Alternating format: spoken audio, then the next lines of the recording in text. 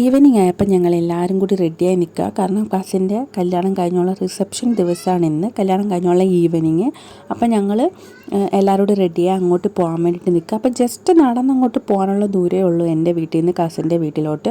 അങ്ങനെ ഞാൻ കുഞ്ഞാവയും ഒക്കെ റെഡിയായി, മൈത്രിമോളും ഞങ്ങളെല്ലാവരും കൂടി അങ്ങോട്ട് പോയി. അപ്പോൾ അവിടെ ചെന്നപ്പോഴത്തേക്ക് അവിടെ പരിപാടികളെല്ലാം സ്റ്റാർട്ട് ചെയ്തിട്ടുണ്ടായിരുന്നു. ഞങ്ങൾ വന്നപ്പോൾ കുറച്ച് ലേറ്റായി. അപ്പോൾ പെണ്ണിൻ്റെ വീട്ടിൽ നിന്ന് അടുക്കള കാണാനായിട്ട് വരുന്ന ചടങ്ങും ഒക്കെ അന്ന് തന്നെയായിരുന്നു.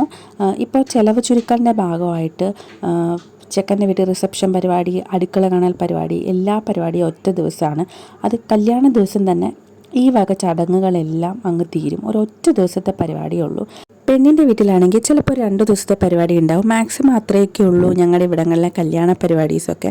അങ്ങനെ അതെല്ലാം കഴിഞ്ഞ് ഞങ്ങൾ എല്ലാവരും കൂടി ഫുഡ് കഴിക്കാനിരുന്നു. അപ്പം ഞങ്ങൾ ഫാമിലി ഫുൾ എല്ലാവരും കൂടി ഒന്നിച്ചായിരുന്നു കഴിക്കാനിരുന്നിട്ടുണ്ടായിരുന്നത്. അപ്പോൾ ആ ടൈമിൽ കേക്ക് മുറിയും മറ്റ് പരിപാടികളൊക്കെ സ്റ്റേജിൽ നടക്കുന്നുണ്ടായിരുന്നു. ബിരിയാണി ആയിരുന്നു കഴിക്കാനുണ്ടായിരുന്നത്. അങ്ങനെ ഞങ്ങളെല്ലാവരും കൂടി ഫുഡൊക്കെ കഴിച്ച് പിന്നെ ഫോട്ടോസൊക്കെ എടുക്കാനായിട്ട് വന്നു. അപ്പോൾ പെണ്ണിൻ്റെ റിലേറ്റീവ്സും ഒക്കെ നിന്ന് ഫോട്ടോസൊക്കെ എടുക്കുന്നുണ്ടായിരുന്നു. പിന്നെ അത് കഴിഞ്ഞ് ഞങ്ങളൊക്കെ ഫോട്ടോസൊക്കെ എടുത്തു.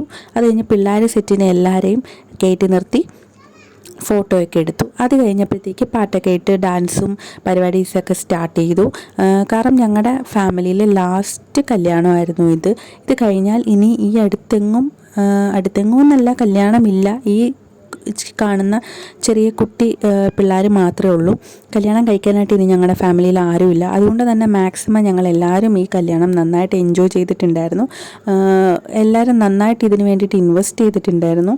അങ്ങനെ ഡാൻസും പരിപാടിയെല്ലാം കഴിഞ്ഞു. അപ്പോൾ ഉത്രാട ദിവസമായിരുന്നു കല്യാണം. അതുകൊണ്ട് തന്നെ നമുക്ക് വേഗം ഇവിടുന്ന് ഇറങ്ങേണ്ടതായിട്ടുണ്ടായിരുന്നു. കാരണം പിറ്റേ ദിവസം തിരുവോണമാണ്. ചെന്നിട്ട് വേണം തിരുവോണത്തിൻ്റേതായ എല്ലാ ഒരുക്കങ്ങളും നമുക്ക് ചെയ്യാൻ. അങ്ങനെ കുറേ നേരം ഞങ്ങൾ അവിടെ നിന്നു. കുറച്ച് ലേറ്റായി.